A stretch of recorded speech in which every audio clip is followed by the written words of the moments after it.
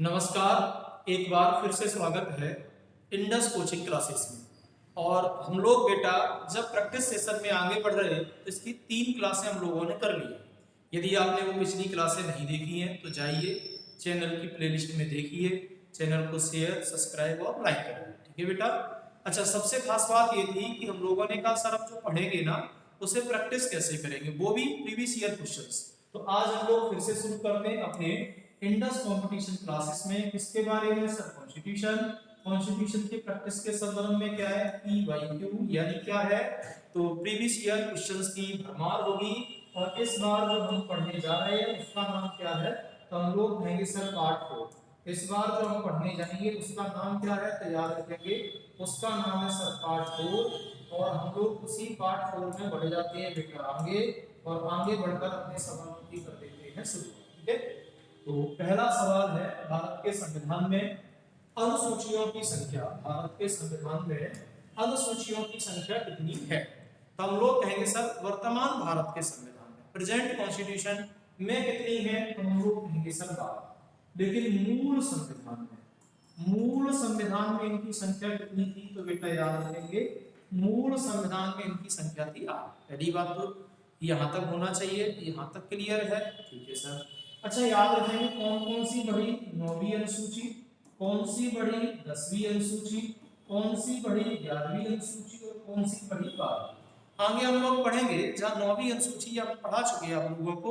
9वीं अनुसूची भूमि सुधार से है, 10वीं दल बदल कानून से थी, 11वीं पंचायती राज व्यवस्थाओं से, तो 12वीं अनुसूची किससे है तो हम लोग याद रखेंगे सर 12वीं नगर निगम या नगर निकाय से संबंधित। चलो लोग बढ़ जाते हैं अगले सवाल की तरफ। नगर पालिकाओं की शक्तियां, प्राधिकार और उत्तरदायित्व किस अनुसूची के अंतर्गत आता है? यानी नगर पालिकाओं को पावर दी गई। देखो अभी तो बताया था 12वीं अनुसूची में किसका पावर था? नगर पालिका यानी नगर निगम। तो राइट आंसर कौन सी होगी बेटा तो हम लोग कहेंगे 12वीं। जहां बेटा 12वीं अनुसूची नगर पालिकाओं को पावर देती है, वहीं 11वीं अनुसूची पंचायतों को पावर देती है। तो इस बात को याद रखेंगे। और ये कौन से एग्जाम में आया है तो याद रखेंगे 2023 SSC GD। ठीक। अगला है भारतीय संविधान को 7वीं अनुसूची से संबंधित है। तो भारतीय संविधान की 7वीं अनुसूची कल ही तो पढ़ा था। 7वीं अनुसूची में याद रखेंगे हम 7 नहीं रहे, हम कौन कौन तो कहेंगे सर राज्य और दूसरा केंद्र। और जब 7 नहीं रहे तो शक्तियों का क्या कर दिया बेटा तो हम कहेंगे बंटवारा। तो वो कह रहा है राज्य की न्यायपालिका, संसद की शक्तियां बिल्कुल नहीं, केंद्र राज्य के बीच शक्तियों का विभाजन किसके तहत किया गया है? 7वीं अनुसूची के तहत किया गया है। और इस 7वीं अनुसूची में क्या है तो हम कहेंगे 3 सूचियों का वर्णन मिलता है। कल हम लोगों ने बात की थी यूनियन लिस्ट के बारे में, स्टेट लिस्ट के बारे में और कॉन्करेंट लिस्ट के बारे में, संघ सूची, राज्य सूची, एंड किसके बारे में तो समवर्ती सूची के बारे में। तो हम लोग बढ़ जाते हैं आगे। भारतीय संविधान को किस अनुसूची में भारतीय गणराज्य को भाषाएं शामिल है? यानी भारतीय संविधान की किस अनुसूची में भारतीय गणराज्य की भाषाएं शामिल है? कौन सी अनुसूची ऐसी है जो देश की भाषाओं की बात करती है? तो हम लोग कहेंगे सर 7 नहीं रहे, क्यों? क्योंकि 8 नंबर पे हमें भाषा ही समझ में नहीं आ रही, हम लोगों की टोन चेंज हो गई।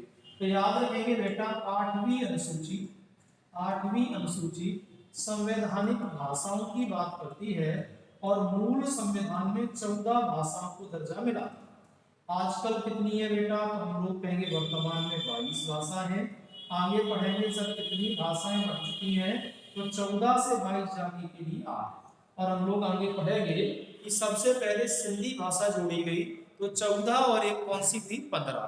उसके बाद बेटा 3 जोड़ी गई नेपाली, मणिपुरी और कोंकणी, तो कितनी हो गई 15 और 3 18।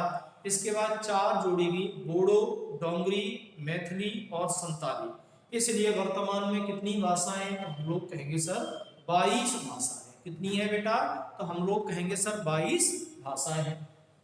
अब पढ़ जाते हैं हम लोग बेटा भारत के संविधान के निम्नलिखित में से किस भाग में मूल अधिकार सन्निहित है? यानी कौन सा भाग ऐसा है जो फंडामेंटल राइट्स की बात करता है, मौलिक अधिकारों की बात करता है, तो हम लोग कहेंगे सर भाग नंबर 3। कौन सा है बेटा? तो हम लोग कहेंगे सर भाग नंबर 3। हम सब जानते हैं संविधान के भाग 3 में आर्टिकल नंबर संख्या 12 से लेकर 35 तक है, और इसमें ही क्या है? हम लोग कहेंगे सर मौलिक अधिकारों का वर्णन है, और मौलिक अधिकार का मतलब होता है फंडामेंटल राइट्स। मूल संविधान में कितने मौलिक अधिकार थे? 7। वर्तमान में कितने हैं? 6। कौन सा वाला नहीं है? तो याद रखेंगे सर 44वां संविधान संशोधन से 1978 में यानी 1968 क्या किया गया है बेटा? तो याद रखेंगे जो हमारा संपत्ति का अधिकार था आर्टिकल नंबर 31 वाला, इसको स्थगित करके कहां रख दिया गया है? आर्टिकल नंबर 300 ए में। और ये जो आर्टिकल नंबर 300 ए में गया है, अब ये क्या बन चुका है? तो हम लोग कहेंगे सर कानूनी अधिकार बना है। पहले क्या था? फंडामेंटल राइट्स था, मौलिक अधिकार। सर दोनों में डिफरेंस क्या है? तो बड़ा सिंपल सा डिफरेंस है। क्या है? तो मौलिक अधिकार में अगर कभी हमारे अधिकारों का हनन होता है तो आर्टिकल नंबर 32 के तहत हम सुप्रीम कोर्ट जा सकते हैं, लेकिन अगर कानूनी अधिकार में हनन होता है तो पहले थाने, फिर डिस्ट्रिक्ट कोर्ट, फिर हाई कोर्ट के रास्ते कहां जाएंगे? Supreme court. इसलिए मौलिक अधिकार विशेष अधिकार में आते हैं। ठीक है बेटा, तो याद रखेंगे भाग 3 फंडामेंटल राइट्स मौलिक अधिकार है, आर्टिकल नंबर 12 से लेकर 35 तक है। मौलिक अधिकार शुरुआत में कितने थे? 7। प्रेजेंट में कितने रह गए? 6। कौन सा वाला नहीं है? संपत्ति का अधिकार। ये पहले कहा था आर्टिकल नंबर 31 में। कब हटा? 44वें संविधान संशोधन 1978 से। आजकल कहाँ है? तो आर्टिकल नंबर 300 ए में है, और आर्टिकल नंबर 301 किसके लिए है? तो हम कहेंगे सर कानूनी अधिकार के बारे में। बात क्लियर है? चलो, तो अब हम लोग बढ़ जाते हैं अगले सवाल की तरफ।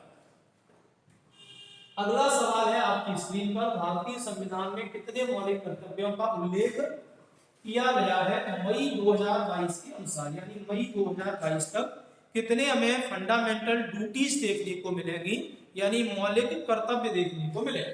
तो आज तक कितने मौलिक कर्तव्य बना दिए गए हैं बेटा? तो याद रखेंगे क्या? याद रखेंगे क्या?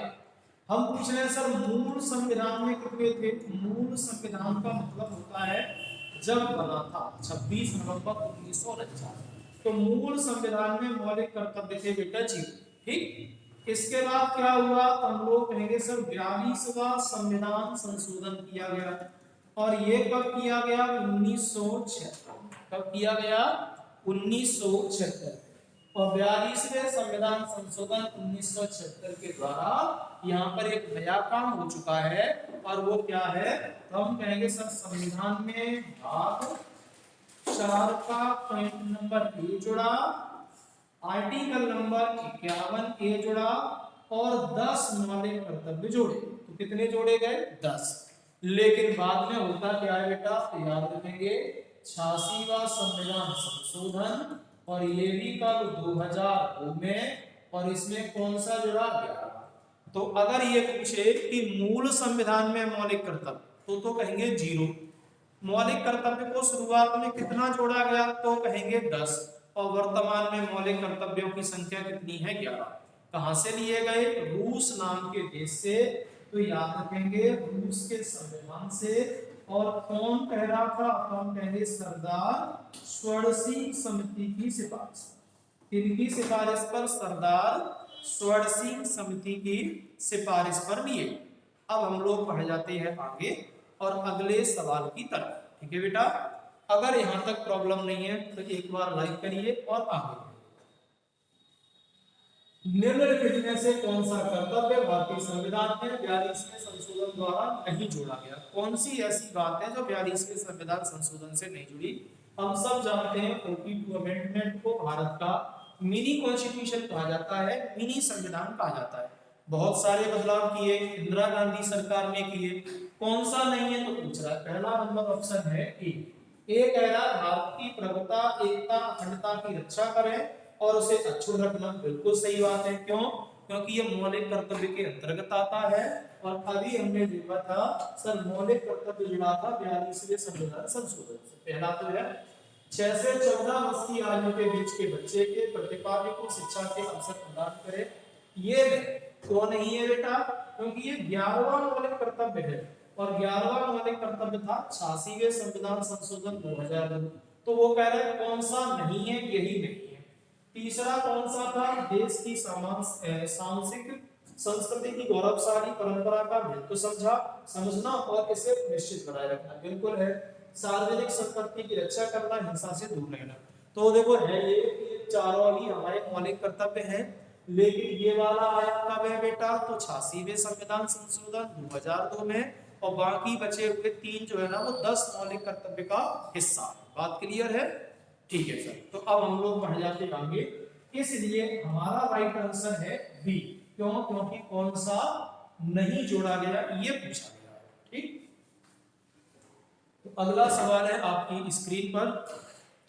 अगला है किस भारतीय प्रधानमंत्री के कार्यकाल में भारतीय संविधान में मौलिक कर्तव्यों को शामिल किया गया? कौन सा प्रधानमंत्री था जिसने मौलिक कर्तव्य शामिल किए? अभी तो कहा था इंदिरा गांधी सरकार ने। राइट आंसर कौन सा? इंदिरा गांधी सरकार ने संविधान में मौलिक कर्तव्यों को जोड़ा था। कब जोड़ा? तो सब याद रखेंगे, 42वां संविधान संशोधन 42 अमेंडमेंट, और वो भी कब? 1976 में। कितने जोड़े? 10। अब कितने हैं? 11। ये कब जोड़ा? 2002। ये कब जोड़े? 1976। ठीक है बेटा। चलो तो अब हम लोग बढ़ जाते आगे। अगला सवाल है निम्न में से क्या वर्ष 1950 में अपनाए गए मूल भारतीय संविधान का हिस्सा नहीं था? तो 1950 में जो संविधान लागू किया गया था उसमें कौन नहीं था? सब था। आपातकालीन प्रावधान, राज्य की DPST, directive principle state of policy, भाग संविधान की 4 में है, आर्टिकल नंबर 36 टू 51 है। मूल अधिकार यानी फंडामेंटल राइट्स ये भी थे, भाग 3 आर्टिकल नंबर 12 से 35। लेकिन क्या नहीं था? तो मौलिक कर्तव्य नहीं था। इसलिए हमारा राइट आंसर है फंडामेंटल ड्यूटीज, क्योंकि सर ये आया 1976 में और बात कर रहा है 1950। बात क्लियर है? ठीक सर।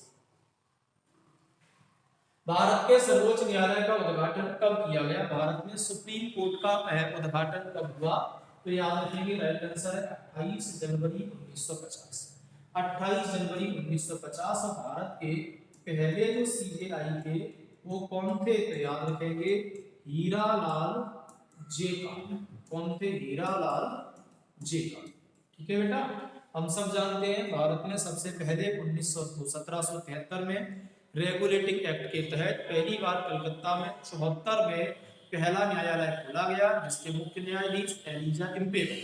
लेकिन भारत में पहला संघीय न्यायालय 1937 में बना, दिल्ली में बना।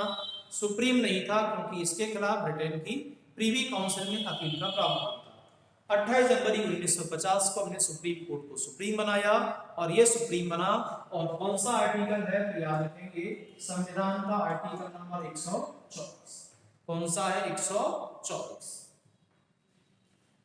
भारत के संविधान में प्रारंभिक 10 मौलिक कर्तव्यों को कब जोड़ा गया?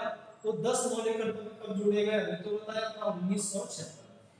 अभी पढ़ा है तो आगे बढ़ जाते हैं। ठीक। 42वें संविधान संशोधन 1976 से जोड़ा गया, इंदिरा गांधी सरकार के द्वारा जोड़ा। अगला है 6 से 14 वर्ष की आयु वर्ग के बच्चों के लिए अनिवार्य शिक्षा का प्रावधान किस संविधान संशोधन द्वारा किया गया? तो अभी हमने बताया 86वें संविधान संशोधन।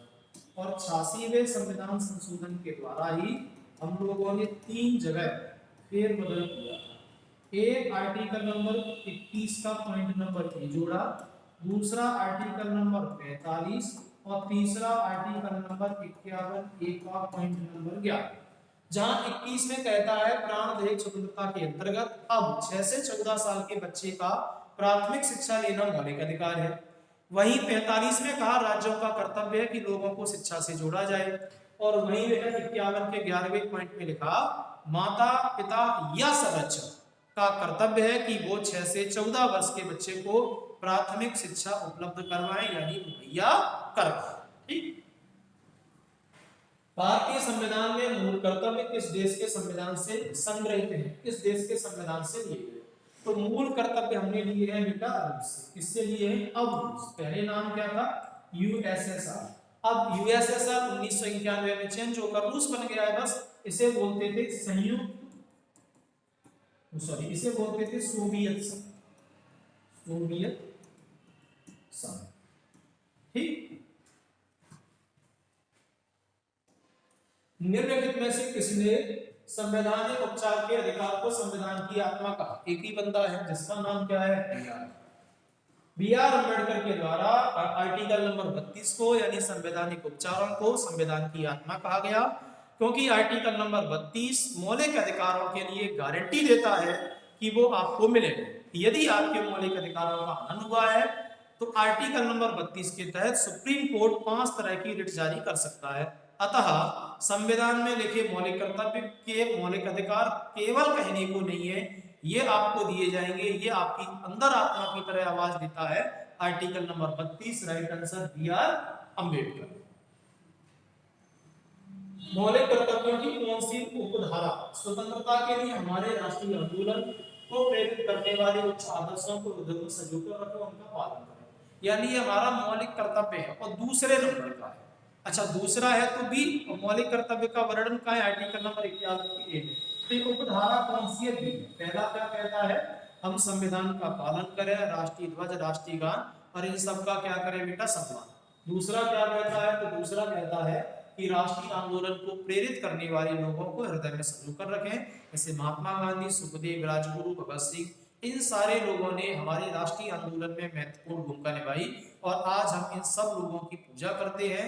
दिल से क्या करते हैं बेटा? तो हम लोग कहेंगे इज्जत करते हैं। ठीक। इस संवैधानिक संशोधन के द्वारा संविधान में मूल कर्तव्यों को जोड़ा गया। मूल कर्तव्यों को जोड़ा गया। अभी बताया कौन सा था बेटा? 42वां संविधान संशोधन 1976। तो ठीक है आगे बढ़ जाते हैं, ये तो कर ही लिया था। मौलिक कर्तव्यों के बारे में अनुशंसाएं करने के लिए समिति का गठन किया गया। अभी बताया कौन सी समिति के कहने पर? सरदार स्वर्ण सिंह समिति के कहने पर मूल कर्तव्य जोड़े गए। हालांकि सरदार स्वर्ण सिंह ने 8 की सिफारिश की थी। सिफारिश कितने की थी? 8 की। लेकिन जोड़े कितने गए बेटा? 10। और वर्तमान में कितने हैं बेटा? तो याद रखेंगे 11। किसने जोड़े? तो हम लोग कहेंगे इंदिरा गांधी सरकार ने 42वां संविधान संशोधन 1976 कहां से लिए गए? रूस से।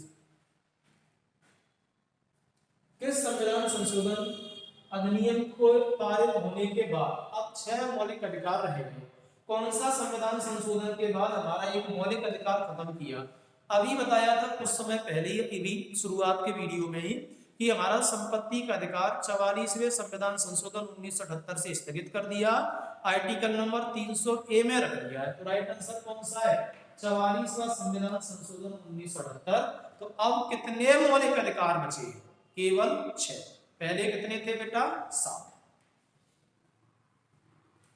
भारतीय संविधान का भाग 4 का पॉइंट नंबर 1 किससे संबंधित है? अभी तो बताया 42वें संविधान संशोधन से भाग 4 का ए जोड़ा गया, जिसमें आर्टिकल नंबर 51 ये जोड़ा और ये मौलिक कर्तव्यों से संबंधित है। कितने मौलिक कर्तव्य? आज 11, पहले 10। भारतीय संविधान द्वारा कितने मूल अधिकार प्रदान किए गए हैं? तो भारतीय संविधान के द्वारा हमारे पास कितने मूल अधिकार प्रदान किए गए हैं? तो आजकल कितने हैं? 6। क्योंकि किए गए हैं तो 6, किए गए थे तो कितने होते? 7। तो राइट आंसर बेटा कितना लगाएंगे? 6। यूपीएससी के सदस्यों का कार्यकाल यानी हमारे पास जो यूपीएससी होता है, यूनियन पब्लिक सर्विस कमीशन, उसके सदस्यों का कार्यकाल होता है। उसके सदस्य कितने साल रहते हैं? तो 6 साल या 65 वर्ष की आयु जो पहले हो। ठीक। देश की रक्षा करने और आह्वान किए जाने पर राष्ट्र सेवा के लिए तत्पर रहने का उल्लेख है। तो ये हमारे मौलिक कर्तव्यों में है। देखो हम लोगों का परम कर्तव्य है कि हम अपने देश की रक्षा करें। आह्वान किए, भले ही हम सैनिक नहीं है, पुलिस में नहीं है, फौज में नहीं है, लेकिन जिस दिन देश की रक्षा की बात आएगी हम अपनी जान की बाजी लगाएंगे, क्योंकि ये देश हमारा है, ये घर हमारा है और इस देश का कड़ कड़ हमारा है। इसलिए हमारा मौलिक कर्तव्य कहता है कि अगर देश पर खतरा आता है तो पहले राष्ट्र हित में हम काम करेंगे और राष्ट्र धर्म ही देश का सबसे बड़ा धर्म है। भारतीय संविधान में मूल अधिकारों का सिद्धांत निम्नलिखित में से किस देश से लिया? अमेरिका से लिया है। संयुक्त राज्य अमेरिका से हमने मौलिक अधिकार लिए। तो ऐसे समझ लो अमेरिका सुपर पावर है तो अमेरिका का अधिकार ज्यादा है, तो अधिकार लिया है अमेरिका से। जबकि कर्तव्य कहाँ से लिए बेटा? तो हम लोग कहेंगे रूस से। और हम लोग अगर बात कर लें नीति निर्देशक तत्व तो कहाँ से लिए बेटा? आयरलैंड से। भारतीय संविधान में राष्ट्रपति के चुनाव की विधि को संविधान से लिया गया है। तो हमने राष्ट्रपति के चुनाव की जो कॉन्सेप्ट है, एकल संक्रमणी गुप्त अप्रत्यक्ष प्रणाली, तो ये कहां से लिया है बेटा? तो हम लोग कहेंगे सर आयरलैंड के संविधान से। तो राष्ट्रपति के निर्वाचन की जो प्रोसेस है ये आयरलैंड के संविधान से ली गई है।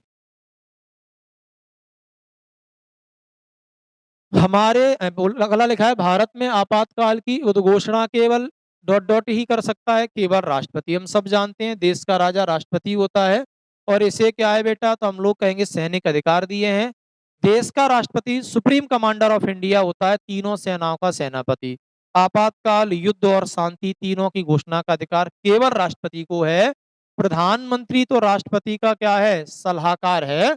और हम कल बात कर चुके हैं आर्टिकल नंबर 74 में कहा था कि राष्ट्रपति की सलाह के लिए एक मंत्री परिषद होगी जिसका मुखिया प्रधानमंत्री होगा।